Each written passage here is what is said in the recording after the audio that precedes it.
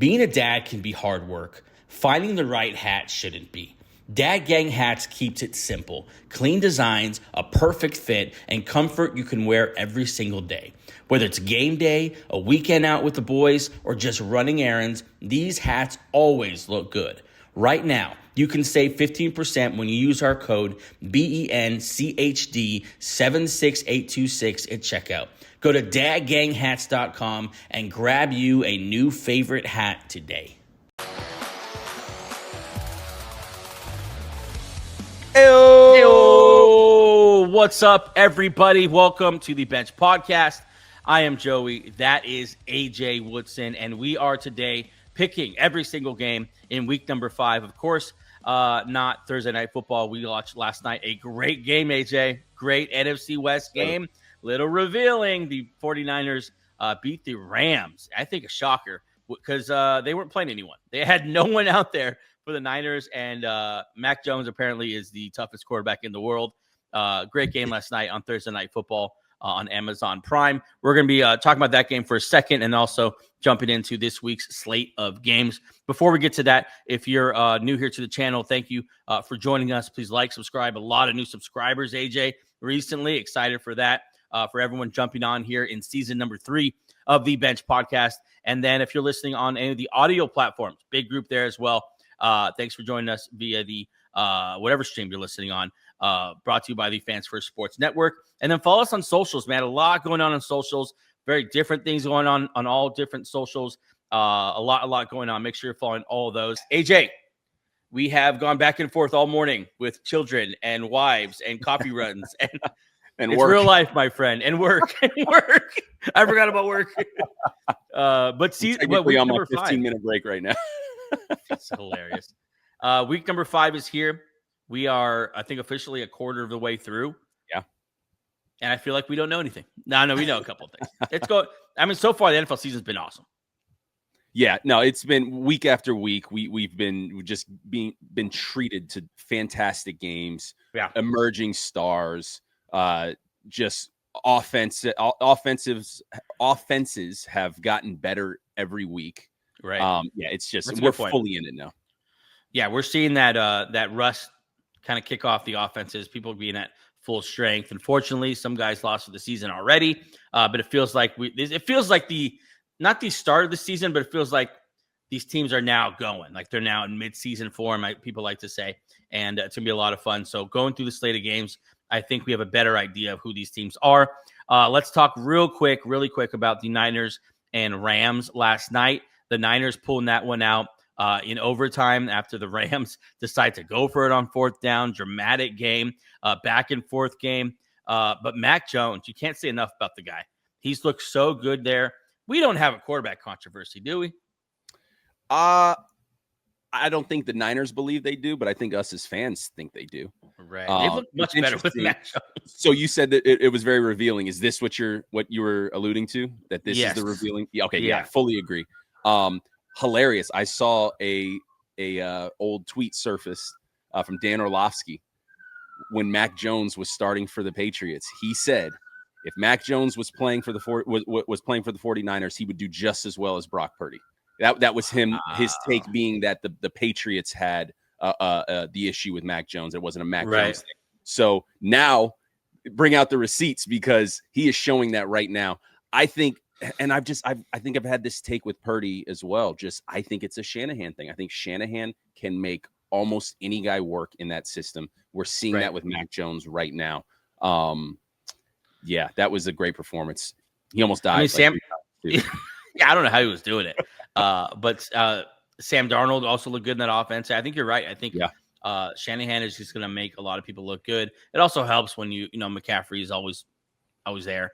Yeah. It was certainly helpful last night, but Mac Jones did his thing last night. He slung it around like the top pick that he once was, and it was a lot of fun to watch. The Rams, I think, still look good. Kyren Williams had a night to forget for sure.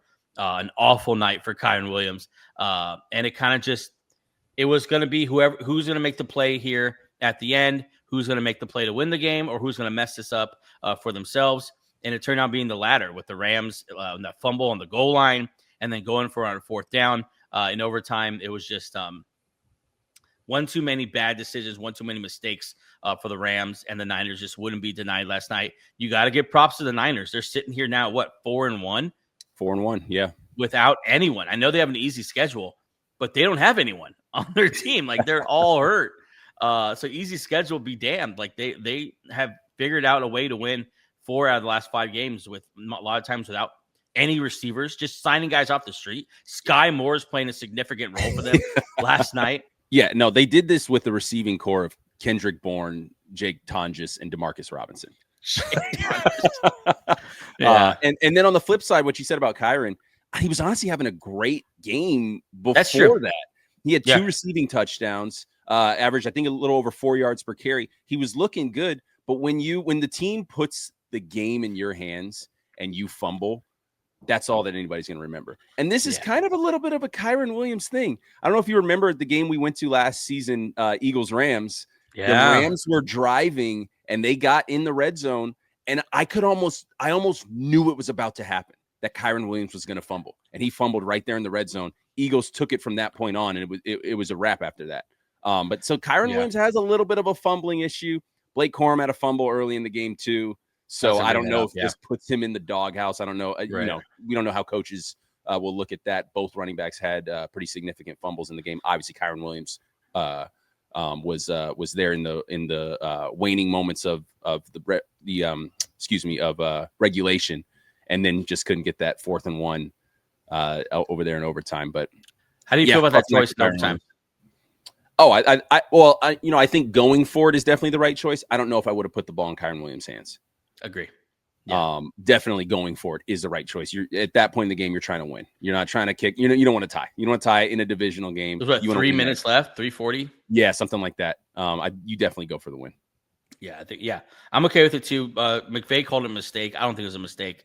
I think the play call was a mistake. Funny thing about that, in the group chat after, Derek Vu sent the it's an infamous slant in the Super Bowl from the Seahawks and the Patriots where it gets intercepted by Malcolm Butler. Just pointing out that, hey, even if he threw it, that wasn't a for sure thing either. Last thing I want to talk about real quick with this game before we move on. Credit to Robert Saleh, what he's doing with that defense and how I feel like the old Robert Saleh is back. He's back to yelling on the sideline, like being the people's champ type of coach. It's just cool to see him successful again. And good for the Niners for snagging him back. Like, they kind of won out of that whole deal. Yeah, he just had any inch of confidence just knocked out of him in New York. So he needed some time, and then he needed to come back in this role. And he's looking awesome. He's gonna be a great head coach someday. One day, somewhere. I know he will be. All right, let's jump into this week slate of games. AJ will start. Where the NFL will start on Sunday morning at 6:30 in the morning, I believe, on the West Coast here. Pacific time. Browns, Vikings in London. Last week was in Dublin, Ireland. This week in London. The Vikings have not come home. They've been over there across the pond. The Browns traveling over. The Browns at 1-3. Vikings at 2-2. Carson Wentz is going to start for the Vikings again. And the other side, AJ, Dylan Gabriel getting the start for the Cleveland Browns. Here we go. I mean, I feel good about it. Shador might not feel good about it. I'm excited. Shador doesn't have much to say about it, apparently. I'm excited for it, just to see what they saw in taking Dylan Gabriel. Yeah. Where they did take him in the draft. This is probably going to be the most watched London game in a while, just because there's so much around this Browns quarterback situation. Yeah. For good and for bad. I'm excited to see. Tough pull, though, taking this Vikings defense as your first ever NFL start. And as you said, the Vikings have not come home, so there hasn't been much adjustment to their schedule this week. They've had a normal week, obviously in a different location, but they've had a normal week of practice. Probably going to feel like a home game for them because they've been there. They don't have to adjust to being somewhere else. Tough pull being the Vikings defense. I think they're going to eat him alive, but excited to see if he can show something here. Browns have scored 17 or fewer points in 9 straight games, tied for the longest streak in franchise history. So they're struggling to score the ball. And I think we're going to get a little bit of, I think with these older quarterbacks, we've seen it with Russell Wilson. We see it with Jameis Winston all the time. I think just because we have someone back there who we're somewhat comfortable with, we assume that's the better option. Joe Flacco just wasn't good.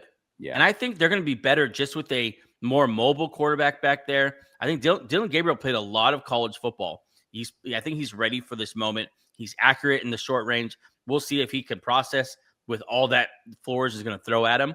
But I'm excited to see it. I'm excited to see him go at it. I think he's going to do better than people think. But yeah, I agree. It's a tough pull. On the other side, though, the Browns defense is playing well. Vikings offense has allowed 11 sacks through 4 games. They're really struggling with that offensive line. A lot of injuries going on there. Mm-hmm. Browns ranked top 10 in defensive pressure rate. And so on the other way here, it's not exactly a walk in the park either with the Browns defense facing Carson Wentz, who's known to hold on to the ball. And so I don't know. In picking this game, I'm a little torn because I think they're both bad matchups for each other as far as defense versus offense. And I'm gonna let you pick it because I'm still really undecided. So you might sway me here.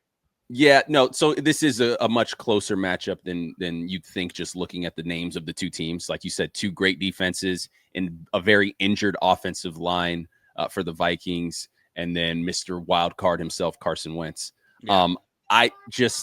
There's 2 reasons I'm going to pick the Vikings here. Number one, as I said before, they've had a full week of practice there in London. Right. They've got some continuity there. Or is this in Dublin? I think they were in Dublin. You're right. London, England, and now they're in London now. So they've already been over there. I think that definitely factors in because of what we saw last week. Both teams, Pittsburgh and Minnesota, just looked a little off, and that's always how it is when they go over there and play overseas. So for that reason, I'll pick them, and for the fact of you've got 2 defenses essentially canceling each other out, I'm going to pick the better offense, even though they've got the injured offensive line, even though it's Carson Wentz. I think they still have the better offense. They've got the better weapons than the Browns, and we just don't know if Dylan Gabriel can go out there and beat this defense like he's going to have to if they're going to win this game. Yeah, I'm going to agree with you. I think Vikings being there, the defense looked weird last week, and I think that's because of the travel and because of the weird schedule that they're on. I think after a week of being there, like you said, I think they're a little more normal looking, and the normal looking Vikings defense is going to be too much for Dylan Gabriel in his rookie debut. I'll go with the Vikings as well. All right, next here on the slate, we have Broncos at 2-2, Eagles at 4-0. If you look through the slate of games, this is probably the best game of the week, whatever you want to call it, as far as like repercussions down the line with playoff seeding. Just the 2 best teams, I think, or at least the Broncos were supposed to be one of those teams. We'll see. Bo Nix faces the Eagles defense that's playing really, really well. Quinyon Mitchell, player of the month, something like that. He did really well last week. And then the other side, you have the reigning defensive player of the year, Patrick Surtain. Probably not the guy A.J. Brown wants to see after a week of complaining about the ball. It should be interesting, man. Broncos defense ranks 1st in QB allowed, 1st in sacks, and 2nd in total pressures. So it's not a great pull for the Eagles after going through some offensive, internal quarreling. But I think the Eagles still have the advantage here. What do you think about this matchup? This is a weird one, like coming from an Eagle fan. This is a very, on the Eagles side, a very losable game. This just feels like one that we can lose. Yep. So wouldn't be shocked here if this is our first loss in the year 2025, as we are the only team in the big 4 major sports. Say that again for the people. Say that again. The Philadelphia Eagles are the only team out of football, basketball, baseball, and hockey that have not lost a game in the year 2025. Not the 2025 season, because that post came up. Everybody's like, the Bills. You forgot about the Bills. No. In the year since January 1st, 2025, the Eagles have not lost a game. They're the only team. Even with the trash quarterback that can't throw the ball? Yeah. And then people want to bring up the Browns preseason. Oh, they lost to the Browns in the preseason. That's where we are. Man. That's where we're at. Yeah. Okay, yeah. We've only played like 7 games in the year 2025. Okay. But it's a pretty cool stat. Yes, it's a very, very cool stat. Fantastic stat. Doesn't mean anything here in this one. I honestly, with the Broncos defense and the way the Eagles, as we talked before we went live here, the play calling has just has 2023 written all over it. It does, unfortunately. As much as this hurts, I'm picking the Broncos here. Yeah, I'm gonna pick the Eagles, but I don't feel good about it. Yeah. I think the Eagles should win. They're favored by 3.5 points, but Yeah, like you said, it's perfectly said. It's a very losable game for the Eagles. This defense can clamp down. They have some injuries in the secondary, but the Broncos defense is very, very good. I feel like Eagle fans don't know that. I'm seeing Twitter comments like, we're gonna roll the Broncos.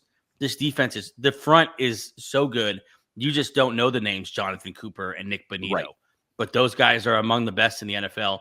And so I think it's gonna be a rough day for the Eagles offense, and it very well might be their first loss. But let's also flip this around. The Broncos have been very underwhelming, specifically on offense. What is it? 29th and third down conversion rate. That was the same thing that killed Baker Mayfield last week. I think they're like 28% on third down conversion rate. So the Eagles also have a formidable defense. I think this is going to be a tough, low-scoring game. I give the Eagles edge on that. Just I think they could manufacture more points than we've seen Sean Payton and the Broncos do. So I'm going to go the Eagles, but I'm going to take the under on the 3.5 points. I think it's a very, very close game. But I got Eagles going to 5-0, Broncos going to 2-3. Yeah, it's a weird one that I'm like weirdly not looking forward to watching. I just want it to be over. I want this one to be over. Exactly. Past this Broncos game. I don't like it. I mean, it's in Philly, so that makes you feel a little better. All right, next up we have the Texans at 1-3 versus the Ravens at 1-3. Didn't see this one coming. Before the season started, this was like they probably thought this is the game of the month. Yeah, this might be for first place in the AFC. This is two of the elite teams in the NFL. But I mean, it's been all bad for the Ravens, and Lamar Jackson's hurt now.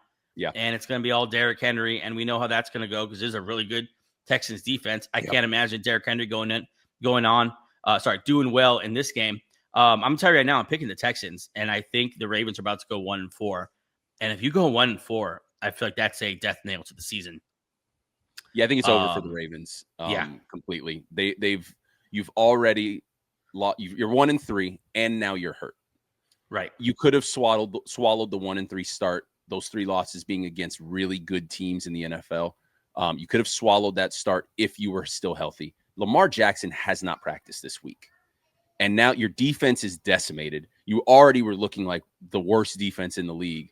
And then you pull this matchup against the Texans, who desperately need an offensive reawakening. And this is the week for that. If that offensive line can figure out who to block. I don't know if you saw some of the clips. I saw that. Blocking each other. You got 5 guys blocking one guy. Yeah. Ravens have allowed 35 points in 3 of the 4 games this season. That's wild. Tied for the most in franchise history. Just not something we're used to seeing from the Ravens. That's why it feels so ugly. The offense has not been very clutch in moments. The defense has been, the stat I just said, just really, really bad. It's hard to pick the Ravens right now. Yeah. Like if we're confidently picking the Texans in an NFL football game, that should tell you how much the other side is just unreliable. Yeah. I'm going Texans. Sorry, I don't want to put that on you. Are you picking Texans as well? Absolutely picking Texans here. Really hoping for a Nico Collins blow up.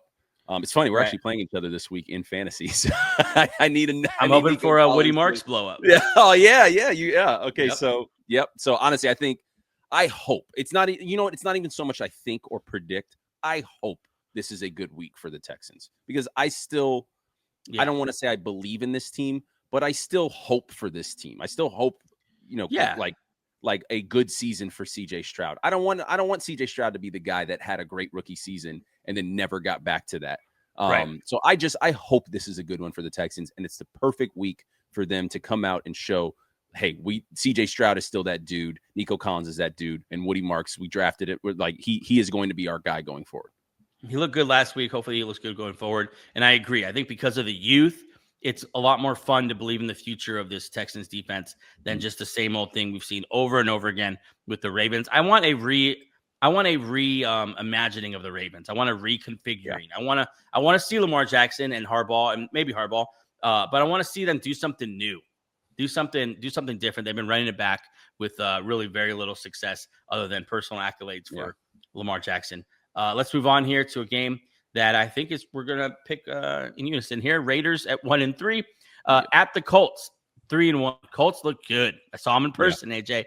Look good against the Rams. I think even though they lost to me, I was sold on the Colts. Watching them in that environment, it was loud. It was at times all the momentum in the Rams' favor, and they just kept kind of sticking around. They need to make plays at the end to win games, looking at you, Daniel Jones. But I think they'll get there eventually. And the defense in the secondary needs to get healthy for them to really compete. But I think the Raiders are a nice team to bounce back from after the Rams.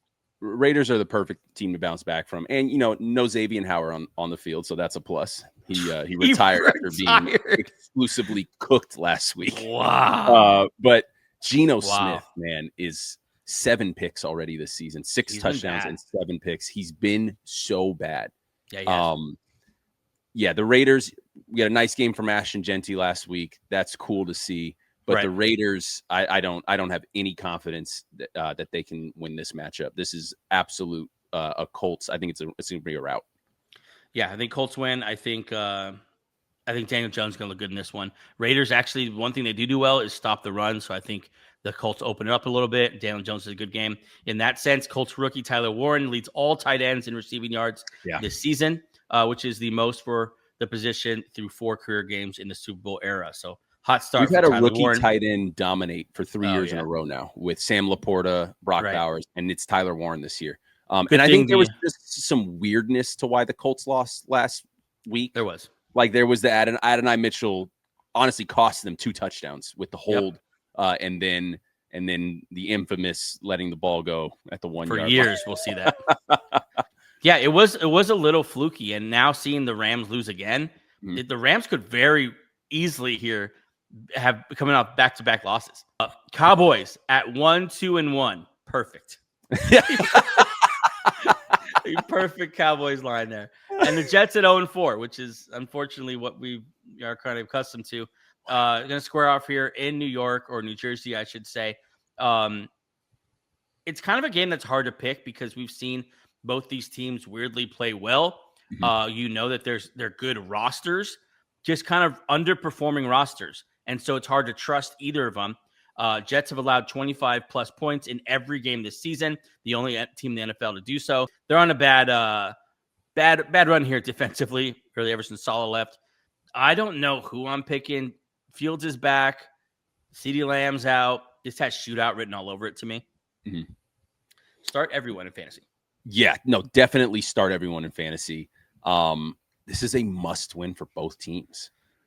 And I don't know how to pick that. I think this is, if the Jets lose this game, Aaron Glenn's officially on the hot seat already. 0-5 is just 0-5 is insane.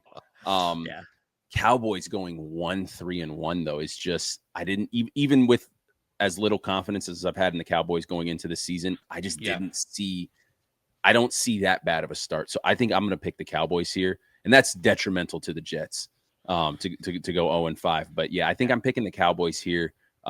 Dak's been playing very well. The Jets, we got 2 really bad defenses here, but I'm just going to trust Dak Prescott over Justin Fields. The Jets' offensive successes have been a little misleading. A lot of garbage time stuff, especially last week. I'll go Cowboys here. Yeah, I'll go Cowboys as well. Who are slowly getting more healthy there in the on the defense side of the ball.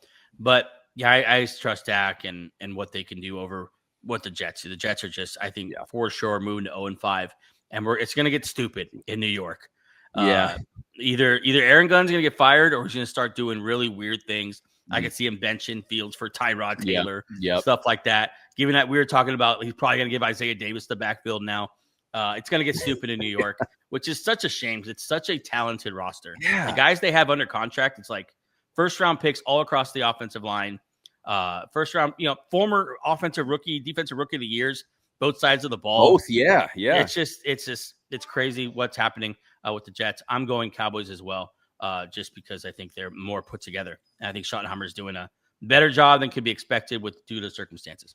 All right, next game, AJ, we're going to give ourselves about a 2.5-minute timer. The 1-3 Dolphins versus the 1-3 Panthers. It's a shit show on both sides of the ball here. Dolphins now, of course, without Tyreek Hill, who just turned his knee backward and then was clapping about it on the way out. Just exactly how you would expect Tyreek Hill to go out. And then the other side, Panthers, has just been a major disappointment. A lot of people picking them to be kind of surprise team after the way Bryce Young finished last week. They get Ted McMillan. They spend some what we thought was smart money in the offseason, but they haven't been good either. 1-3. I think Canales has to be on the hot seat at this point. McDaniel's been on the hot seat. If there was a way for me to pick both teams to lose this one, I would do that. That does not exist at this moment. I'm going to pick the Dolphins. They've looked better, especially offensively recently. But Dolphins quarterback Tua Tagovailoa has a total QBR of 19. Oh, my gosh. 19. That is 33rd in the league. AJ, there are 32 teams. Okay. Wow. I'm trying to think who the backup is. That's oh my wow. Averages 6.5 yards per attempt when facing zone coverages, and Panthers play zone 68% of the time. So maybe I shouldn't be picking the Dolphins, but I just think the Panthers are that bad. I don't think the Panthers win this game, even at home, right? Panthers are at home. I'm still going to go Dolphins in just a ugly game. Yeah, I mean, it's going to be a similar outlook for each game of us picking the same team because I'm going Dolphins too. I think Mike McDaniel just outcoaches Canales here. Mike McDaniel showed last week that he can coach this team to a win. He showed it a little bit too in the previous loss to Buffalo. Tua just giving it away with the late pick there on that Thursday night game. I think McDaniel is on a little bit of a run here in back-to-back weeks, looking like he's been calling some good plays. And then I think, obviously, you hate what happened, but I think the vibes might be a little bit better with Tyreek Hill not there. I agree. He's just, yeah. It's not that he was, like kicking things over in the locker room or whatever, calling for the ball more. It just, when you got a major presence like that you're just trying to get the ball to and trying to keep the blow-ups from happening, you don't have to deal with that now. So now you can just call a football game if you're Mike McDaniel. So, yeah, I'll pick the Dolphins here. Real quick before we move on for this game, though, we both agree bench Tua before you fire McDaniel. 100%. Yeah, just see what he can do. Yeah. All right, let's move on here to an equally as disappointing game, but a little more exciting. Giants at 1-3 last week, knocking off the Chargers for their first win. This week, at the Saints at 0-4. Yeah, this one isn't. It's not the headlines we'd hope for, but Jackson Dart did look good last week. Didn't throw for much, a little bit of a Tim Tebow game last week, but still, he's an exciting young quarterback.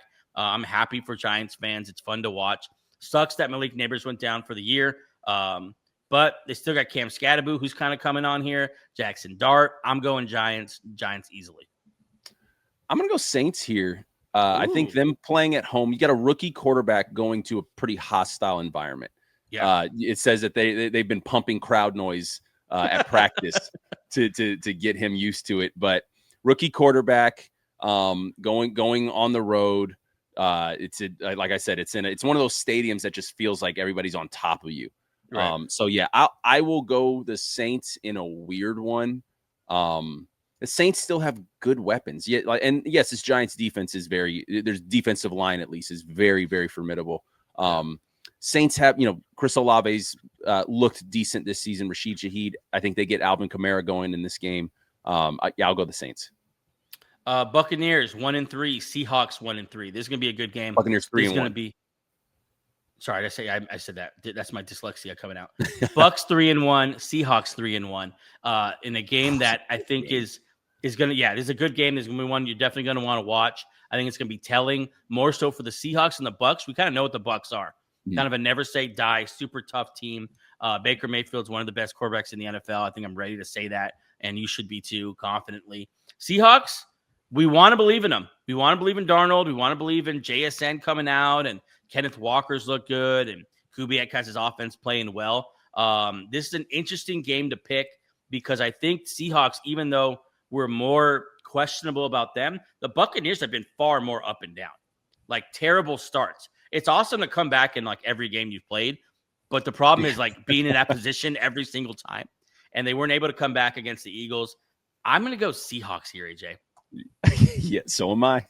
Yeah. You said Seahawks are a team we want to believe in. I'm there. I believe in that team. Okay. Nice. I think Sam Darnold's look great. I think from what they were saying in the offseason and how they wanted to just run the football. You kind of you went in thinking, all right, this is going to be an 80% run, 20% pass. They've pulled back from that a little bit, evened it out a little bit for the offense, let Sam Darnold cook a bit. Yeah, I like the Seahawks, man. And just like you said, the Bucs have been up and down. The Seahawks have been just a little more buttoned up from start to finish than the Bucs have shown this season. Yeah. So I think I'm going to Seahawks. Much better defense as well over on the Seattle side. Bucs have scored and allowed 97 points on each side. Wow. And so kind of interesting that they're at 3-1. Honestly, they're lucky to be at 3-1. They are. They're a good team, but they're lucky to be there. Let's move on now to listen. It's not the greatest week for football. Titans at 0-4, Cardinals at 2-2. Good God. Cam Ward has been sacked an NFL high 17 times. Cardinals ranked 5th in pass win rate this season at 47%. Titans have been bad. They look really, really bad at every level of the game. Cardinals have at least looked competent. I think the records say so on each side. I'm going to go Cardinals here. Yeah, I'm just looking at the Titans schedule to try and guess when Callahan's going to get fired. because they're going to lose this game. They're going to lose to Vegas next week. And they're going to lose to New England in 2 weeks, and that's just going to be enough for these owners. Yeah. I can't see myself picking the Titans in any game this season. They've just been so just bad. It's funny too, because we joked around preseason, like when we were picking games, like when we're going to pick the Titans, like we were dead on about it. We were looking for a Titans Saints matchup to see, when we'd be forced to pick one of those teams. Yeah. And they do play each other in week 17. There it is. No, in no way, shape, or form will I ever pick the Titans in this matchup. Cardinals move to 3-2. Commanders at 2-2 at the Chargers at 3-1. Chargers with an embarrassing loss last week. We hope it's a trap game and not just same old for the Chargers where they get our hopes up and then just start doing Charger things. They're at 3-1. Commanders getting Jaden Daniels back after his injury. It kind of feels like we don't know what this Commanders team is because they trade Brian Robinson. McLaurin comes into camp late, and it kind of just seems like it's put together right before week 1, and then Jaden Daniels gets hurt. And so we haven't really seen this team put together what they want to be. Interested to watch this game. I don't know who I'm picking. So when that happens, AJ, you can go first. I want to pick the Commanders, but they're just so beat up. Terry McLaurin's already been ruled out. Debo Samuel's not practicing due to a heel injury. That's scary. Yeah. A heel injury. like for a bruiser like that. Just came out of nowhere. Honestly, is so he's packed so much weight on and muscle, and you hear a heel injury, then you think calf, you think Achilles, like it's just weird stuff. And then they still can't really figure out the running back room. So there's not enough offensive firepower for the Commanders. So for that reason, I'll pick the Chargers. Oh, man, I want to pick the Commanders, but I'm gonna go the Chargers as well to bounce back at home. Jane Daniels just won't have enough weapons, and he also is missing one of his weapons. I don't think he's going to be running the ball very much coming off that knee injury. This game that will be run would be won or lost, I think, in the red zone. Commanders have scored touchdowns on 7 of 9 drives, and the Chargers have allowed touchdowns on 4 of 13. And so we'll see how Daniels can operate in the red zone inside the 20s. Can Kingsbury put that together? I don't think so. I think this Chargers team shows a good defense, and I think they're going to shred that Commanders offense. Big games for Quentin Johnson, big gains for Amari and Hampton, and the Commanders just won't be able to keep up. I'm going Chargers as well. And hopefully the offensive line is back. Mekhi Becton had a concussion, didn't play last week. We forget that Joe Alt went down because everything was about Malik Neighbors. Joe Alt went down, I think, before Neighbors in the first quarter. So they didn't have Joe Alt for 3.5 quarters. I hope he is doubtful for Sunday, but I mean, hopefully they get a bit of their offensive line back. I mean, they're probably just happy. I mean, Joe Alt got carted off. Yeah. So they're happy that he's just going to play again this year. Mekhi Becton, is he out of concussion protocol? Is he going to play? I don't know if that's if they've revealed that yet. Hopefully, they got some O-line issues. Herbert was hit 13 times a week, sacked twice. So that's the only problem that is the Commanders can't rush the passer. So I think they're okay. Great day for the Commander. We both got the Chargers there moving to 4-1. Commanders 2-3. Yikes. Yeah.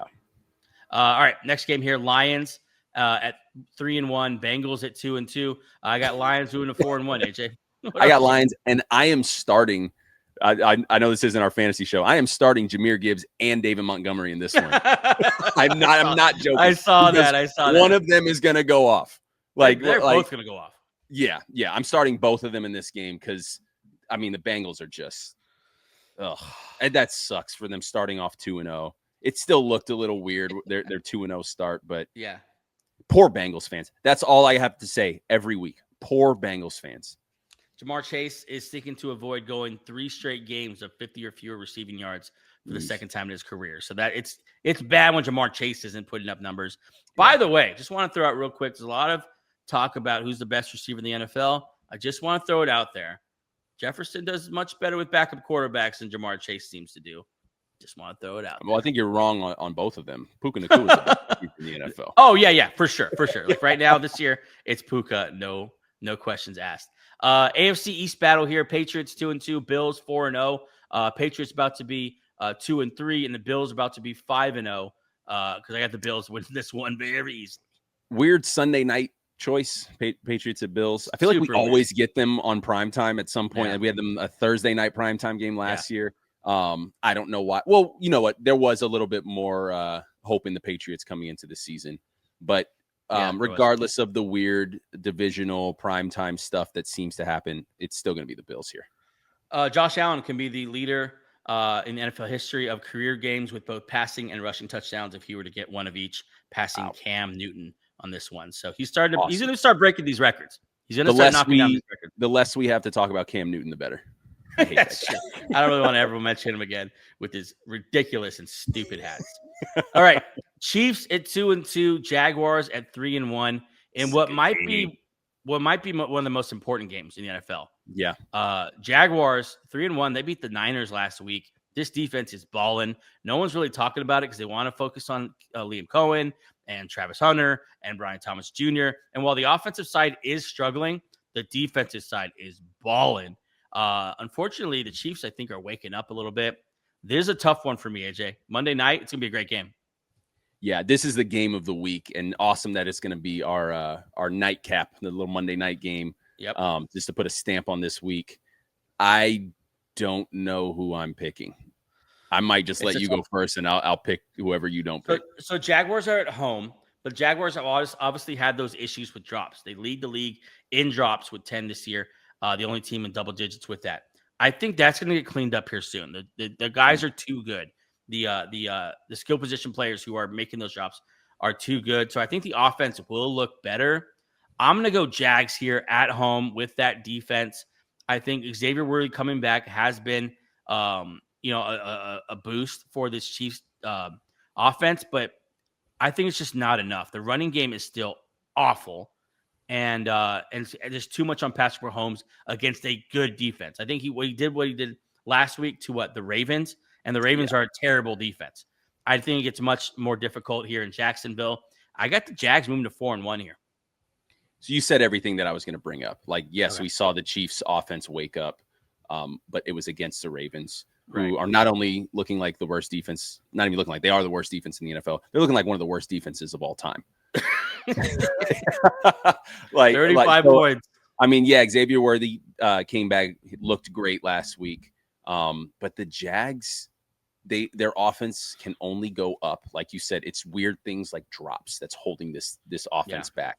And the defense, a lot of people want to say it's kind of fluky, the turnovers or the takeaways that they've been forcing. I don't think so. I don't think so either. I mean, there's been a few like ball popped off of someone's hands and landed in an area for them. But yeah, this defense is so fun to watch. And it just, like you said, there's only one way for the offense to go. And I think even against this tough Chiefs defense, I think they get a few things buttoned up here this week. Yeah. And really the offense, like we say it's struggling. Like they've run the ball well. Yeah. ETN is back. They just haven't figured out this passing game yet. And it is a weird one because, Trevor Lawrence at the head of it, and we don't know how we feel about him. Yeah.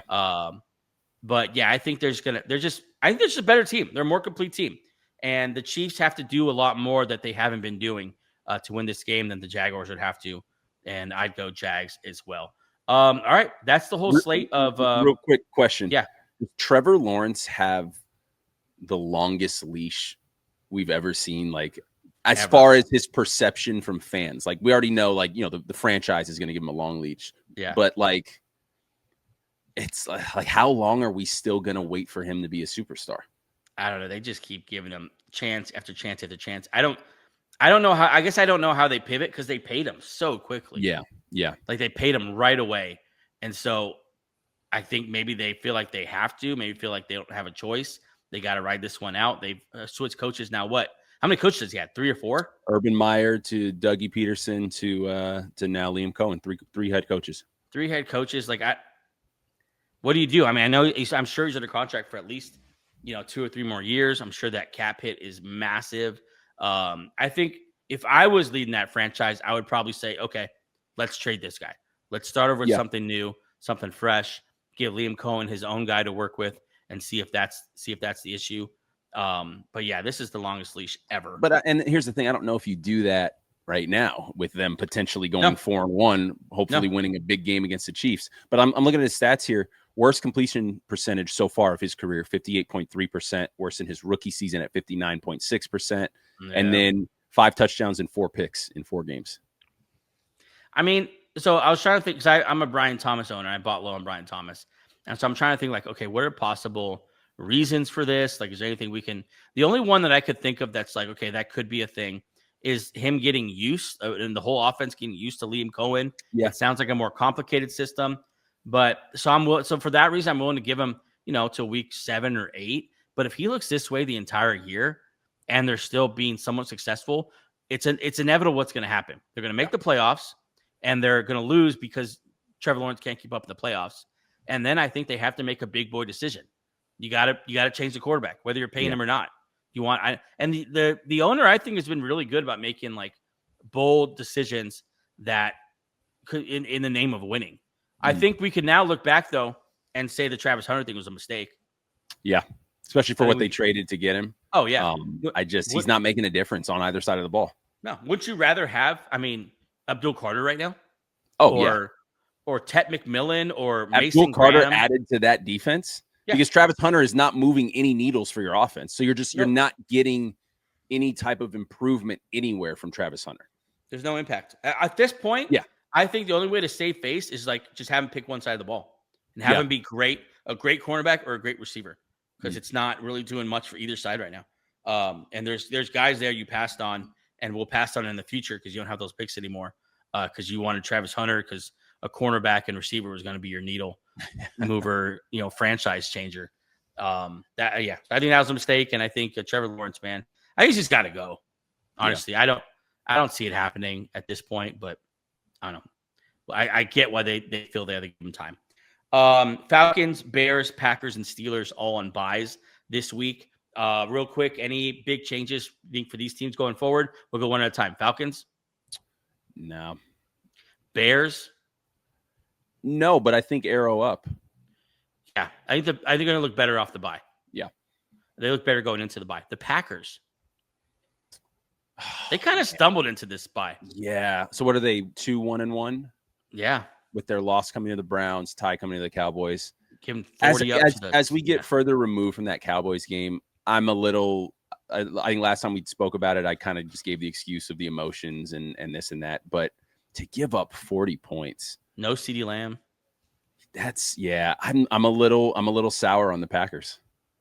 We were so high on them. Let me see who they're coming out of their bye. We were so high on the Packers in that first couple games, how good the defense looked, and it just haven't looked good since. I know Micah's among the leaders in pressures this year, but hasn't made like impact sacks, strip sacks, stuff like that. Who you got? They're coming out of the bye playing the Bengals. So okay, there you go. Awesome. They're gonna look great. Awesome. Yeah, they got Bengals, Cardinals, and then they got a lot of emotional games. Steelers. Wow. Aaron Rodgers in Pittsburgh. Okay. So I think they'll win those 2 games, and then it'll become the Pittsburgh game. I think will be real for them. They better not lose these next 2 games. Any of these next 2 games. Yeah. They've got to win these 2 games coming out of the bye, and then that Pittsburgh game, another Sunday night game. Nice. Pittsburgh Steelers are the other team on the bye, and I think they went into the bye on a high. I mean, this early bye, they're winning games. I mean, I don't really trust it yet because it's Kenny Gainwell performances, and lead the league in turnovers, but not really playing good defense. I think it's going to come crashing down for you. I think they're pretenders more than contenders. Yeah, they're doing a lot to kind of mask Aaron Rodgers' age, which, and I just don't think that lasts. I don't remember the exact numbers, but this is the lowest ADOT of his career, average depth of target. Yeah. And that just can't last. You're not going to win games trying to protect the ball and trying to mask Aaron Rodgers. He's played well, but it's just not enough to light it up and win some games that matter this season. Yeah. I think they have the right to feel good going into the bye, but yeah, I agree. I don't think they're for real. Next week, Texans and Vikings going into a bye. That's all we got for week 5. I think it's gonna be a fun week. There are a couple games that aren't really going to be that impactful in the long run, but a couple huge matchups. I'm thinking of that Bucks, Seahawks, Eagles, Broncos, Chiefs, Jags. Those are all going to be really good games. Enjoy your week 5. We only have 18 of them, so whether you got good games or not, enjoy it. AJ, I'll see you Sunday morning for that fantasy football last minute updates there, and everyone have a good weekend. See you guys.